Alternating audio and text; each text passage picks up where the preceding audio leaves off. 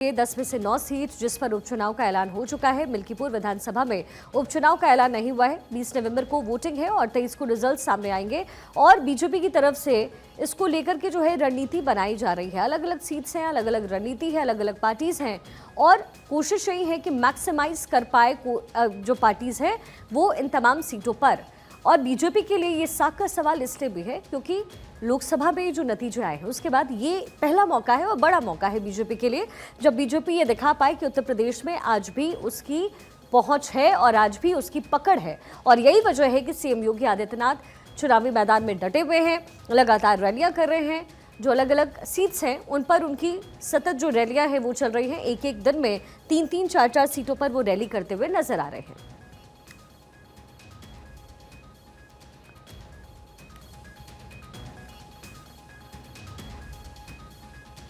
उत्तर प्रदेश में जो 9 सीटें हैं जहां चुनाव हो रहे हैं, फूलपुर, गाजियाबाद, मंझवा, खैर, मीरापुर, सीसामऊ, कटेहरी, करहल और कुंदरकी।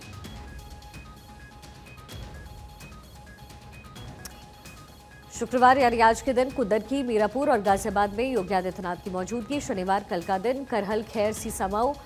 रविवार को रहने वाले हैं फूलपुर और मंझवा में। तो योगी आदित्यनाथ का ये मिनट टू मिनट हमने आपको बताया जो पूरा कार्यक्रम हो रहा है और हर एक रैली में योगी आदित्यनाथ सपा को घेरते हुए नजर आ रहे हैं, अखिलेश यादव को घेरते हुए नजर आ रहे हैं। और क्योंकि कोशिश यही है योगी आदित्यनाथ की और बीजेपी की कि इन सीटों पर मैक्सिमाइज कर सके ताकि वो जो लोकसभा का बदला है वो पूरा हो सके। और बेहद इंपॉर्टेंट भी है ये जो 9 सीट्स हैं।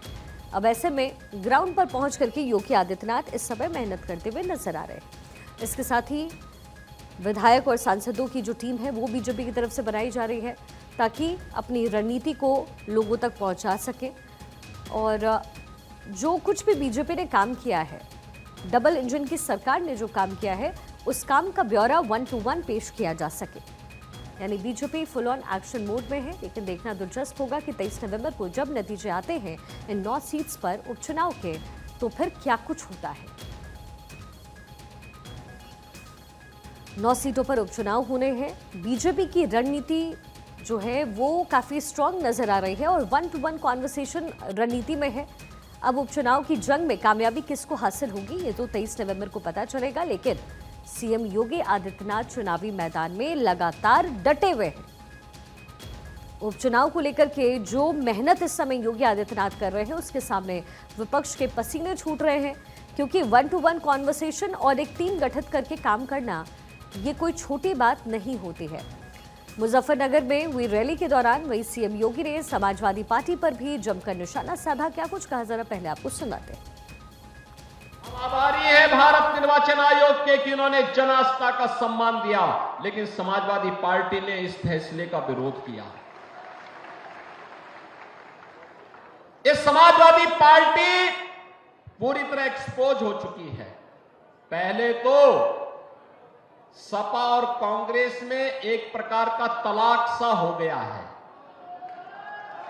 दोनों ने छोड़ दिया है। दोनों में फिर से वही खटपट शुरू हो गई है, क्योंकि लोकसभा चुनाव में इन्होंने आपके बीच में कहा था खटाखट खटाखट। एक खटाखट का लाभ मिला क्या किसी को? और हमारे पॉलिटिकल एडिटर आदित्य नागर इस समय हमारे साथ न्यूज रूम से कनेक्टेड हैं और इसी पर हम आज विश्लेषण करने वाले हैं। आदित्य, देखिए तुरंत योगी आदित्यनाथ ने जो स्टेटमेंट दिया, लोकसभा का जिक्र, और इसलिए कहा जा रहा है कि लोकसभा का बदला लेने के लिए, जो चुनावी नतीजा है उसका बदला लेने के लिए इस बार बीजेपी खुद को पीछे नहीं रखना चाहती। वो कुछ अहम मुद्दे जिसको लेकर के वोट बैंक की राजनीति विपक्ष की तरफ से की गई, फिर चाहे वो संविधान का मुद्दा हो, फिर चाहे आरक्षण का मुद्दा हो, और यही योगी आदित्यनाथ अभी कह रहे थे कि खटाखट वाली बात कर रहे थे, लेकिन क्या कभी कुछ मिला है? यानी स्ट्रॉन्ग रणनीति है ताकि 9 की 9 सीटें इस बार बीजेपी के झोली में जाए। रणनीति तो बस इतनी है कि 2 लड़कों की जोड़ी के अंदर जो दरार है वो दिखानी है जनता को, क्योंकि पिछली बार उत्तर प्रदेश, जब लोकसभा चुनाव में उत्तर प्रदेश में जिस तरीके के नतीजे आए जो नहीं सोचे गए थे, चाहे नरेंद्र मोदी द्वारा, चाहे योगी आदित्यनाथ द्वारा, चाहे जेपी नड्डा द्वारा या अमित शाह द्वारा, वजह थी 2 लड़कों की जोड़ी।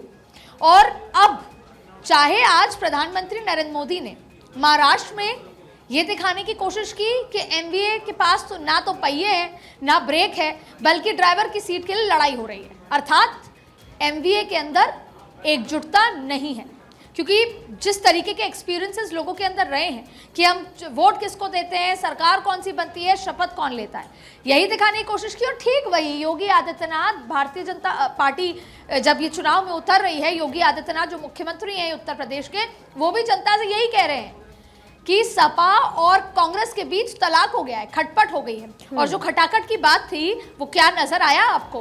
तो देखिए, सबसे महत्वपूर्ण इसलिए क्योंकि बीजेपी ने क्या किया स्ट्रैटेजी, चाहे महाराष्ट्र हो, चाहे उत्तर प्रदेश हो, चाहे कोई और राज्य हो, झारखंड भी, अपने वोट बैंक को तो बचा के, वर्कर्स के साथ काम करके, वर्कर्स को अपने वोट बैंक, जो पुराना वोट बैंक है स्थायी, वहां तक पहुंचाकर उसको तो कर लिया कैप्चर। अब क्या होता है कि आप वोट कैसे जीतते हैं? आप वोट जीतते हैं सामने वाले विपक्ष के वोट बैंक में सेंधमारी करने से। तो जब जनता के बीच में मैसेज जाएगा कि अभी कुछ महीनों पहले राहुल और अखिलेश साथ थे, अब यही अखिलेश यादव राहुल के साथ महाराष्ट्र में तो नहीं है, यही अखिलेश यादव ने मध्य प्रदेश में भी ऐसा किया, यही अखिलेश यादव हरियाणा में भी नाराज हुए, वही आम आदमी पार्टी भी, इंडिया गठबंधन आपस में कांग्रेस के साथ झगड़ा हुआ। तो अब यही दिखाने की कोशिश हो रही है कि केवल जो इंडिया गठबंधन है सत्ता की कुर्सी के लिए कभी कभी साथ आ जाते हैं, और जब नहीं बात बनती तो अलग हो जाते हैं, यानी केवल ये सब कुछ सत्ता के लिए हो रहा है। तो एक बार फिर योगी आदित्यनाथ आज भी आने वाले दिनों में चुनाव प्रचार में, नरेंद्र मोदी भी यही दिखाएंगे कि जिस बसपा यानी कि अखिलेश यादव और राहुल गांधी को हमने साथ देखा, वो साथ नहीं है। तो क्या आप ऐसे लोगों को वोट करना चाहेंगे, ऐसी पॉलिटिकल पार्टीज को वोट करना चाहेंगे जो आज साथ है कल साथ नहीं है? यानी कि वो जो आज कह रहे हैं वो कल पूरा होगा भी कि नहीं, उस पर सवालिया निशान है। तो यही सबसे बड़ी बात है कि वोट बैंक में सेंधमारी करना और अपने वोट को बचा के रखना।